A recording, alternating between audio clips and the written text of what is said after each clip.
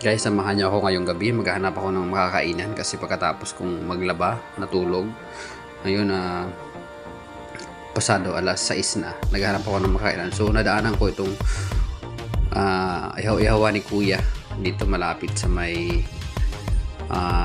mga hilera ng pampot dito sa may Romblon. Sa Romblon ito guys dito sa isla ng Romblon, sa pinaka-capital. Ayan.